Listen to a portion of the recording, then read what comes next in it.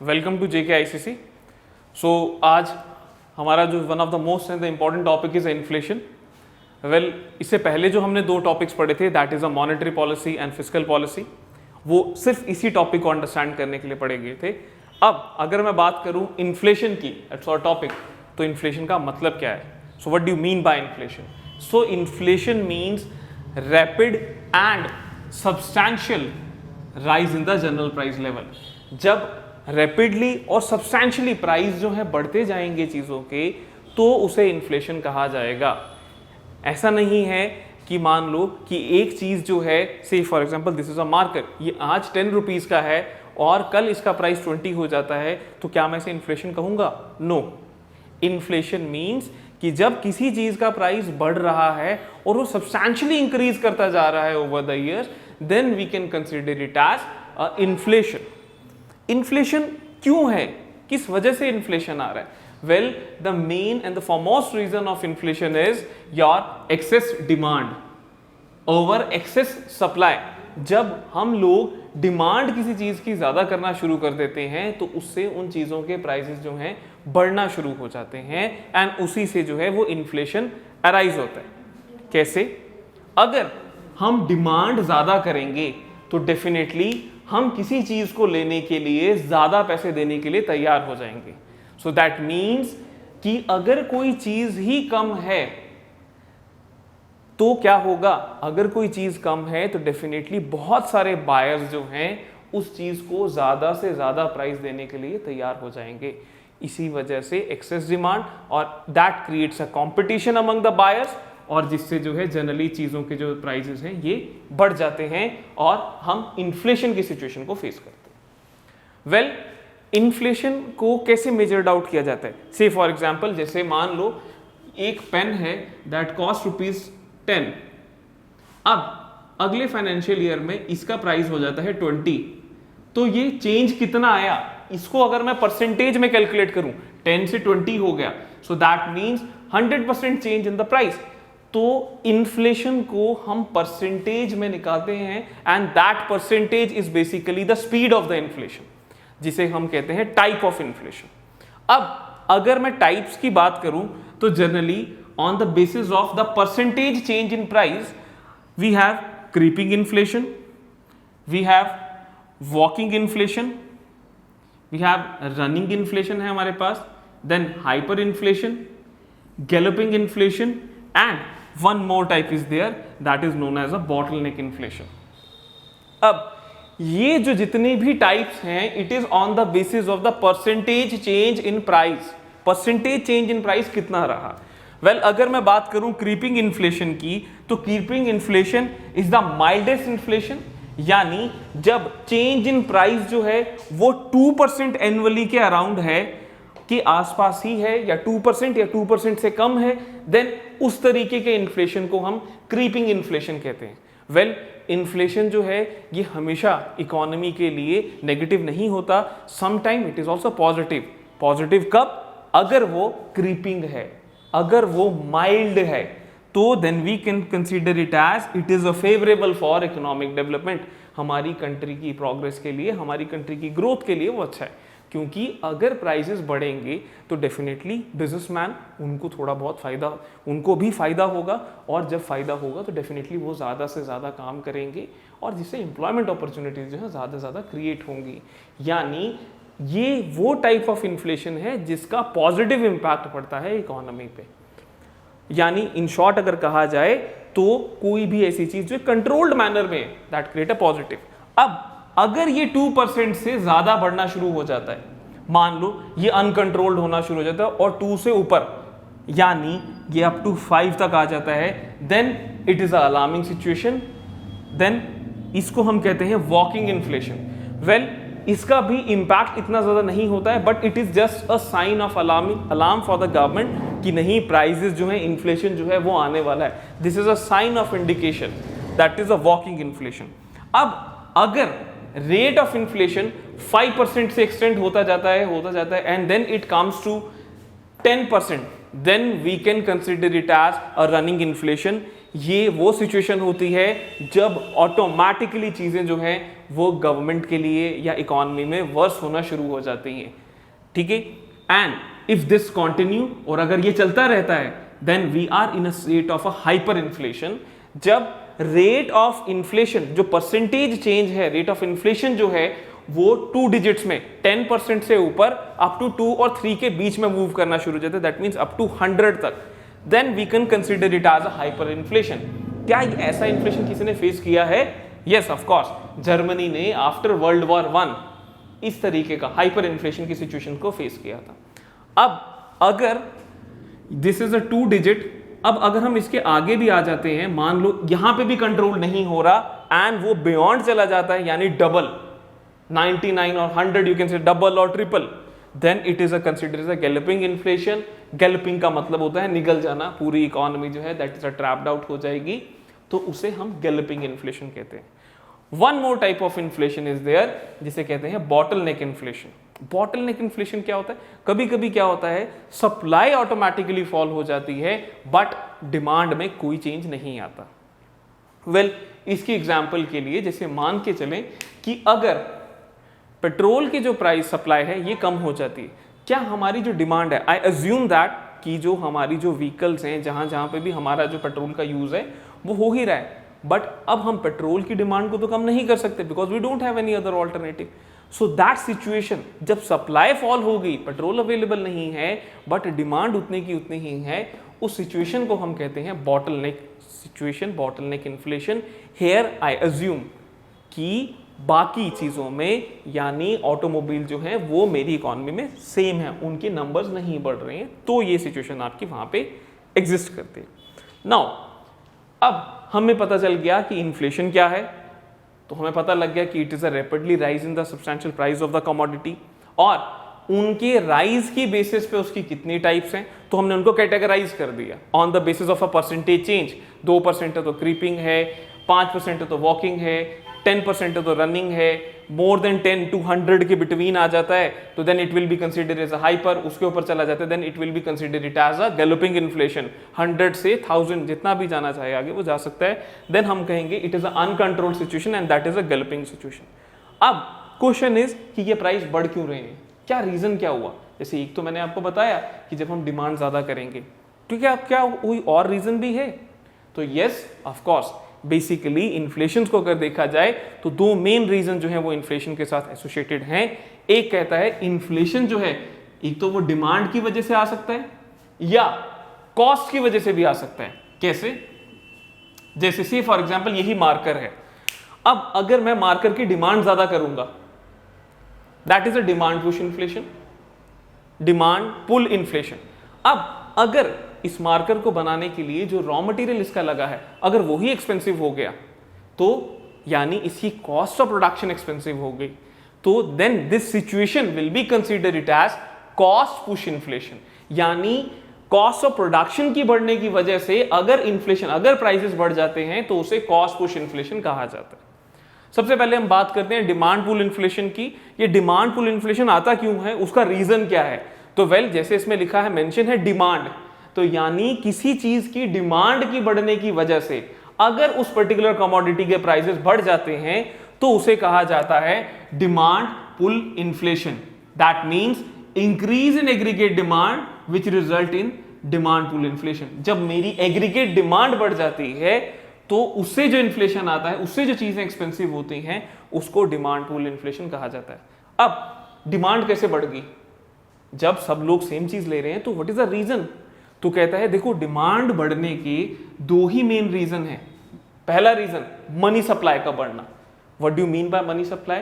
तो वेल, मैंने आपको बताया था जब हम मॉनेटरी पढ़ रहे थे, मनी सप्लाई का मतलब है total money in circulation, total पैसा जो इकोनॉमी में है वो, उसको मनी सप्लाई कहा जाता है। Money supply means total money in circulation at a particular point of time, that is money supply. अगर पैसा ही इकोनॉमी में बढ़ जाएगा, अगर पैसा ही ज्यादा हो जाएगा इकोनॉमी में, किसी भी, माइट बी आरबीआई ने ज्यादा इनफ्लो कर दिया, डेफिसिट फाइनेंसिंग हो गई, ब्लैक मनी है, किसी भी रीजंस की वजह से अगर हमारी इकोनॉमी में पैसा ज्यादा हो जाता है तो डेफिनेटली वो पैसा हम लोगों के पास, यानी जो इकोनॉमी में है उन सब के पास पैसा आएगा। अब जब हमारे पास पैसा आएगा तो what we will do, will buy more things, हम ज्यादा चीजों को जाके खरीदेंगे। तो जब हम ज्यादा से ज्यादा चीजों को जाके खरीदेंगे तो इन शॉर्ट हम कर क्या रहे हैं, हम डिमांड कर रहे हैं, तो that leads to demand pull inflation. दूसरा रीजन जो है वो rise in the population growth, यानी increase in the rate of growth of population. Population भी तो बढ़ सकती है, जैसे मान लो अगर आज से फॉर एग्जांपल मेरी एक पर्टिकुलर लोकेलिटी की पॉपुलेशन जो है वो 100 है, अब फ्यू इयर्स में वो 200 हो जाती है, तो डेफिनेटली डिमांड क्या होगा, ऑटोमेटिकली बढ़ जाएगी। पहले 100 लोगों के लिए था, अब 200 के लिए। तो यहां पे डिमांड बढ़ी, but not because of the money supply, but because of the rate of growth of population. तो कहता है these are the two factors which leads to demand pull inflation, यानी this is the reason behind that. अब cost की जैसे मैंने आपको बात की, now comes to the another cost, that is a cost push inflation. अब कहता है कॉस्ट की बढ़ने की वजह से, यानी इनपुट्स की बढ़ने की, किसी चीज को अगर मैं बना रहा हूं, जैसे से for example this is the marker, अब इसकी मैन्युफैक्चरिंग कॉस्ट ही बढ़ जाए तो क्या होगा, डेफिनेटली इस चीज के प्राइसेस बढ़ जाएंगे। तो कॉस्ट पुश इन्फ्लेशन होता है कि जब कॉस्ट ऑफ प्रोडक्शन की बढ़ने की वजह से कोई किसी चीज के प्राइसेस अगर बढ़ जाते हैं तो उसे कॉस्ट पुश इन्फ्लेशन कहा जाता है। क्या रीजंस क्या हैं कॉस्ट पुश इन्फ्लेशन के? सबसे पहला and the prominent reason is wage push inflation. Wage push inflation, wage का मतलब क्या है कि भाई जो काम करने के लिए लोग मैंने रखे हैं, अब मान लो कि वो मुझे कहते हैं, से फॉर एग्जांपल जैसे यही मार्कर है, अब इस मार्कर को बनाने के लिए जो लेबर एम्प्लॉयज हो रहे थे, अब वो डिमांड करते हैं कि हमें ज्यादा लेबर चाहिए, हमें ज्यादा पैसे चाहिए, तो what can I do, definitely मुझे उन्हें ज्यादा पैसे देने पड़ेंगे अगर काम करवाना है तो उस केस में क्या, अब अगर मैंने लेबर ज्यादा दे दी तो क्या मैं इसका प्राइस सेम रखूंगा? नहीं, क्योंकि मैं तो प्रॉफिट के लिए काम कर रहा हूं।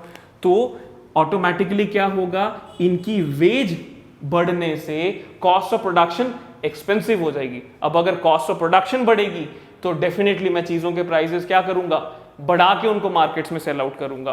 तो ये है वेज पुश इन्फ्लेशन।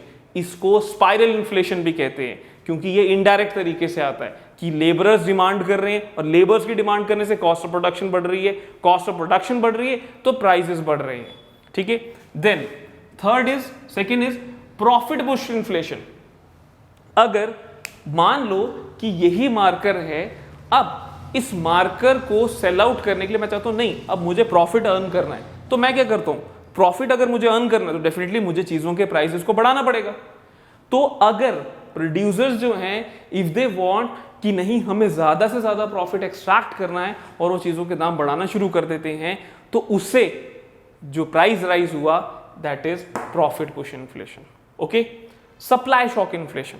सप्लाई का मतलब कि जैसे मान लो इसी चीज को बनाने के लिए what ever the raw material I use, जो भी मैं रॉ मटेरियल यूज कर रहा था, प्लास्टिक यूज कर रहा था, इंक यूज कर रहा था, अब पीछे से ही इन सारी रॉ मटेरियल की जो सप्लाई है उनमें फ्लक्चुएशंस आना शुरू हो जाती हैं या इनकी सप्लाई में शॉर्टेज आना शुरू हो जाती है, तो उस वजह से क्या होगा, उस वजह से डेफिनेटली इन चीजों के जो दाम हैं वो ऑटोमेटिकली बढ़ने शुरू हो जाएंगे। जैसे फॉर एग्जाम्पल आप इस मार्कर को लो, अब अगर ये जो प्लास्टिक इसमें यूज हो रहा है इसकी शॉर्टेज हो जाती है ड्यू टू एनी रीजन, तो अब मुझे बात बताओ, जब ये मार्केट में मार्कर्स जो सेल आउट होंगे क्या इनका प्राइस सेम रहेगा? नो, इनके प्राइसेस ऑटोमेटिकली बढ़ जाएंगे। तो इसे कहते हैं सप्लाई शॉक इन्फ्लेशन।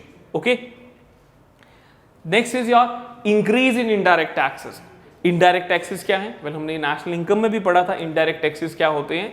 सो इनडायरेक्ट टैक्सेस जो होते हैं, it is basically a tax which is imposed by the government on the sale of the commodity. अब अगर गवर्नमेंट जो है इनडायरेक्ट टैक्सेस को बढ़ा देती है तो क्या होगा, मान लो कोई चीज है दैट कॉस्ट ₹20, गवर्नमेंट कहती है कि अब हम टैक्सेस को बढ़ाएंगे, तो टैक्स को बढ़ाने से क्या ये चीज मेरे को ₹20 की मार्केट में अवेलेबल होगी? No, what producer can do, वो इन पे जो है अपना इनडायरेक्ट टैक्सेस को और ऐड कर दो 30, मान लो टैक्स ₹10 इनडायरेक्ट टैक्सेस है, तो अब वही सेम चीज मुझे ₹30 की मार्केट में मिल रही है। अब यहां पे भी प्राइस 20 से 30 तो हुआ, बट किस वजह से हुआ? It is because of increase in indirect taxes, इस वजह से हुआ। Next and the last is your inflation in the rest of the world, inflation अगर रेस्ट ऑफ द वर्ल्ड में है, जैसे मान लो कि अगर हम जैसे ओपेक कंट्रीज हैं, oil organization of petroleum exporting countries, अगर यही क्रूड ऑयल या जो पर बैरल कॉस्ट है इसको बढ़ा देते हैं, तो मुझे बात बताओ पेट्रोलियम आपको क्या उसी सेम प्राइस पे मिलेगा? नो। तो यानी अगर क्रूड ऑयल का प्राइस जो है वो बढ़ता है किसी भी रीजंस की वजह से, तो यानी वो इन्फ्लेशन तो रेस्ट ऑफ द वर्ल्ड में हो रहा है, हमारे यहां तो नहीं है, बट उसका इंपैक्ट हमें भी जरूर यहां पे दिखने को मिलेगा। यहां पे जो है ऑयल के जो प्राइसेस हैं वो बढ़ जाएंगे। So this is a reason of inflation in the rest of the world, यानी ओपेक कंट्रीज में जो है वो क्रूड ऑयल का प्राइस बढ़ रहा है, बट उसका इंपैक्ट हमें भी यहां पे देखने को मिल रहा है। तो ये आ गया आपका inflation in the rest of the world. So these all are the causes of inflation, ये हैं हमारे रीजंस कि किस वजह से जो है वो इन्फ्लेशन अराइज हो रहा है। वेल ठीक है, इन्फ्लेशन अराइज हो रहा है, ओके, तो व्हाट इट इज इफेक्ट, इसका इफेक्ट क्या है, हमें ये तो समझ आ गया क्यों हो रहा है, अब इसका इंपैक्ट क्या पड़ता है। सबसे पहला impact is on economic growth, हमारी कंट्री की जो ग्रोथ है उस पर इसका बहुत इंपैक्ट पड़ेगा। कैसे? अगर चीजें एक्सपेंसिव हो जाएंगी, अगर चीजें महंगी होंगी, तो हमें उन चीजों को लेने के लिए ज्यादा से ज्यादा पैसे खर्च करने पड़ेंगे। मान लो कि फॉर एग्जाम्पल अगर मैं मोबाइल फोन लेना चाहता हूं, तो मोबाइल फोन कॉस्ट ₹10,000, इन्फ्लेशन आ जाता है, उसकी कॉस्ट हो जाती है 15,000। अब उसी सेम मोबाइल फोन को लेने के लिए मुझे कितने पैसे एक्स्ट्रा देने पड़े? 5,000 मुझे एक्स्ट्रा देना पड़ा। अब इससे क्या होगा? वेल, इससे ये होगा कि जो मेरी जो सेविंग्स हैं, जो मैंने जो इन्वेस्टमेंट की हैं, वहां से मैं पैसा निकालूंगा और चीजों को बाय करूंगा अपनी नीड्स को फुलफिल करने के लिए।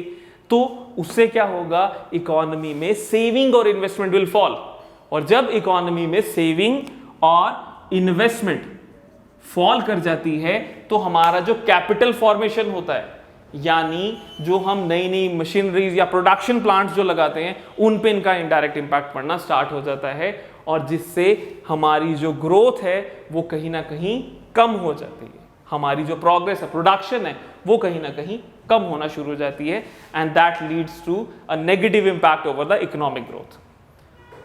Next is your effect on distribution of income. अब distribution of income means we know कि हमारे यहाँ पे बिजनेस क्लास है, मिडिल मैन है एंड पुअर हैं।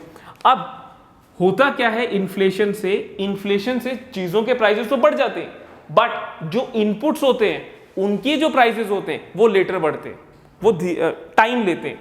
इससे क्या होता है, जो प्रोड्यूसर्स होते हैं उन्हें फायदा ज्यादा होता है। मान लो कि say for example I again take this marker, अगर इस मार्कर की कॉस्ट है 20, ऑल ऑफ द सडन जो है चीजों के दाम बढ़ना शुरू हो जाते हैं, तो ये मार्कर मेरे पास स्टॉक में तो पड़ा है, अब मैं इसको क्या करूंगा, अब मैं इसको 30 रुपीज का बेच रहा हूं, क्योंकि इन्फ्लेशन इनपुट पे लेटर ऑन जाता है, तो बीच में ये 10 रुपीज का जो प्रॉफिट है ये ऑटोमेटिकली प्रोड्यूसर को चला जाता है। सो इससे क्या होगा, अगर एक ही सेक्शन ऑफ सोसाइटी को बेनिफिट होता जाएगा, so that leads to inequality in income, इससे हमारी डिस्ट्रीब्यूशन जो है वो अनइक्वल होना शुरू हो जाएगी। एंड इफेक्ट ऑफ इन्फ्लेशन अगर देखा जाए, इस डिस्ट्रीब्यूशन ऑफ इनकम का अगर इफेक्ट देखा जाए, तो जो मिडिलमैन होते हैं या जो फिक्स्ड इनकम ग्रुप होते हैं, मिडिलमैन मींस आपकी जो मिडिल क्लास होती है, या जो फिक्स्ड इनकम कैटेगरी वाले जो लोग होते हैं, उन पे इन्फ्लेशन का बहुत ज़्यादा इम्पैक्ट पड़ता है, क्योंकि उनकी इनकम उस प्रोपोर्शन में नहीं बढ़ती जिस प्रोपोर्शन में इन्फ्लेशन बढ़ रहा होता है। ठीक है, नेक्स्ट कहता है और क्या होगा, इफेक्ट ऑन अनएम्प्लॉयमेंट। कैसे? वेल कहता है अनएम्प्लॉयमेंट में कैसे, अब कहता है जैसे इन्फ्लेशन आएगा तो डेफिनेटली चीज़ों के जो दाम हैं वो बढ़ जाएंगे, शुरू हो जाएंगे, ज़्यादा बढ़ना शुरू हो जाएंगे, और लेबर भी क्या करेगी, ज़्यादा डिमांड करेगी कि हमें ज़्यादा पैसे चाहिए अगर हम काम करेंगे, बिकॉज इन्फ्लेशन बहुत ज़्यादा है। तो जब लेबर कॉस्ट बढ़ गई तो डेफिनेटली जो प्रोड्यूसर्स होंगे वो उस टाइम पे प्रोडक्शन करना जो है वो ज़्यादा नहीं प्रेफर करते। इससे क्या होगा, they are not able to hire the producer, they are not able to hire the labour class, तो उससे अनएम्प्लॉयमेंट होना ज़्यादा शुरू हो जाएगी, बिकॉज वेज रेट बहुत ज़्यादा बढ़ चुका है। बिकॉज ऑफ दैट इन्फ्लेशन जो भी काम करने के लिए जाएगा वो ज़्यादा वेजेस की डिमांड करेगा, और जब डिमांड वेजेस की ज़्यादा हो जाती है तो डेफिनेटली प्रोड्यूसर उस टाइम पर प्रोडक्शन को कम करते हैं, जिससे अनएम्प्लॉयमेंट के चांसेस बढ़ना शुरू हो जाते हैं। Effect on FDI, FDI is foreign direct investment, ठीक है। अब इस पे कैसे इंपैक्ट पड़ेगा? वेल कहता है अगर इन्फ्लेशन होगा तो हमारे यहाँ जो चीजें बन रही हैं वो उनकी जो प्रोडक्शन है वो कम हो जाएगी। प्रोडक्शन एक तो कम भी हो रही है, और हमारा जो rate sorry effect on FDI, FDI में क्या इंपैक्ट पड़ेगा? वेल एफडीआई मींस अब इन्फ्लेशन की वजह से हमारे यहाँ पे चीजों के जो प्राइसेस हैं वो बढ़ गए हैं। अब जब चीजों के प्राइसेस बढ़ गए हैं तो क्या बाहर वाली कंट्रीज हमारे यहाँ से प्रोडक्ट्स को लेके जाएगी? Definitely no. So there is inflow, जो है जो बाहर से हमारे पास पैसा आना है वो अब नहीं आएगा। तो यानी इन्फ्लेशन से एफडीआई पे नेगेटिव इंपैक्ट, एफडीआई के इनफ्लो पे, जो बाहर से जो पैसा आना है उस पे नेगेटिव इंपैक्ट क्रिएट होना शुरू हो जाएगा। अपार्ट फ्रॉम दैट अगर इन्फ्लेशन के और इफेक्ट देखें तो it create social, moral and political effect. Socially अगर बात करें तो बिजनेसमैन जो है ये प्रॉफिट मोटिव्स के लिए लग जाते हैं, इसमें इन्फ्लेशन का फायदा उठाते हैं। मॉरल वैल्यूज यहाँ पे गिरना शुरू हो जाती हैं लोगों की।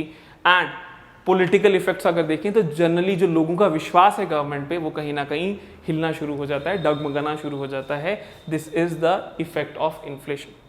अब हमने पढ़ लिया कॉजेज क्या है, इफेक्ट क्या है।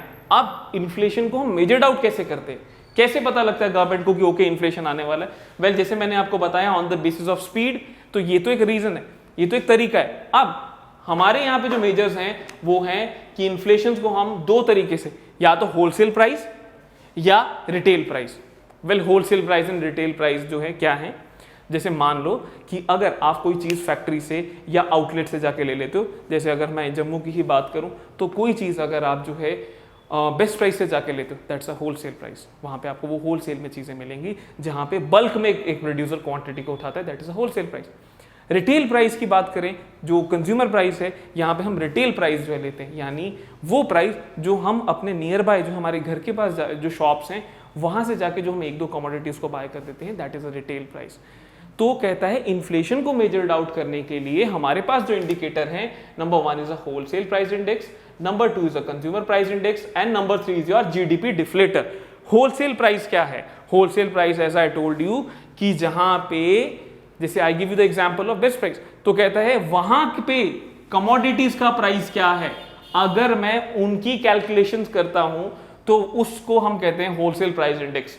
इनिशियली इसमें 676 कमोडिटीज को पहले लिया जाता था, यानी कि एक इंडिविजुअल क्या क्या प्रेफर कर सकता है उन सारी चीजों को हम ले लेते हैं और उनका जो है एनुअल चेंज इन प्राइस को निकालते हैं। पहले ये वीकली बेसिस पे होता था, but right now it is on annually basis. तो WPI जो है होलसेल प्राइस इंडेक्स है, ये आते हैं आपके, ठीक है। अब होलसेल प्राइस इंडेक्स के बाद आता है कंज्यूमर प्राइस इंडेक्स, जिसे कॉस्ट ऑफ लिविंग इंडेक्स भी कहते हैं। इसमें क्या है कि रिटेल में जो कमोडिटीज हैं उनके प्राइसेस क्या चल रहे हैं, previous year price, base year price के साथ करंट ईयर प्राइस को कंपेयर करके हम इन्फ्लेशन को कैलकुलेट करने की कोशिश करते हैं। जीडीपी डिफ्लेटर, ये हमने नेशनल इनकम में पढ़ा था कि जीडीपी डिफ्लेटर क्या है, यानी the difference between nominal GDP and real GDP, that is the GDP deflator. तो वहां से हम प्राइस इंडेक्स को निकाल देते थे, चेंज इन प्राइस को निकाल देते थे। वेल इन तीनों का यूज क्या है? अगर हमने होलसेल प्राइस को निकाल दिया तो कंज्यूमर प्राइस इंडेक्स हम क्यों निकालते हैं? तो कहता है होलसेल प्राइस इंडेक्स से हमें यह पता लग जाता है कि क्या इन्फ्लेशन के चांसेस अराइज हो रहे हैं, नहीं। तो होलसेल प्राइस इंडेक्स से गवर्नमेंट को एक इंडिकेशन हो जाती है रिगार्डिंग कि क्या इन्फ्लेशन आने वाला है, और कंज्यूमर प्राइस इंडेक्स से दे गेट अ क्लैरिटी कि हाँ what is the current situation. So इसलिए इन दोनों को निकाला जाता है इन्फ्लेशन को मेजर्ड आउट करने के लिए। Okay, so measures of inflation is clear to you, I hope. इसमें आपके ये तीन आ जाते हैं, wholesale price index, consumer price index and GDP deflator. Okay.